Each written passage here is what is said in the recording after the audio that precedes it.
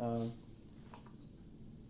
your paper to the Philosophy Club, you said that probability helps answer questions about the practicality of the greatest happiness principle. I was just wondering if you could talk a little bit about how probabilities do help make it more practical. Well, I mean, it's no secret that we're uncertain about things, Sure. especially about the future, which is what we're aiming at. And the next question is, what should I do? But that depends on what the future is like. So what we have to do is to kind of weigh these things. And it turns out that the best way of weighing the alternatives is by probability. In other words, probability, in essence, there's a subjective element to probability. We have to talk a lot about what is subjective versus objective, but I'm not going to go into that. But you can say that you have alternative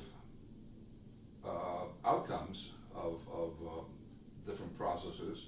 You don't know for sure what they are, so you assign probabilities to them. Let's say I have hypothesis 1 through hypothesis n. I don't know which of those is correct, if any. I assign probabilities P1 through Pn, depending. Well, I'm not also going to talk about where they come from originally, although I should say partly they come from our human nature per se. In other words, I mean, think of the analogy with animals, which we are supposed to be descended from. Animals do pretty well in terms of survival, and they're faced with the same kind of uncertainties that we're faced with. Where do I find food? Where do I find mates? How do I avoid predators on me? And as I say, they do pretty well in general, and this indicates that there's a certain innate aspect to this also. But in addition to that, there's culture. We learn from other people. You can imitate. If somebody does something successfully, you can say, well, maybe I should try doing the same thing. You pick up these things. You pick up language from your parents and so forth.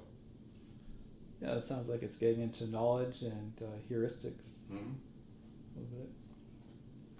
Is that enough on this subject? Yeah, we can stop there.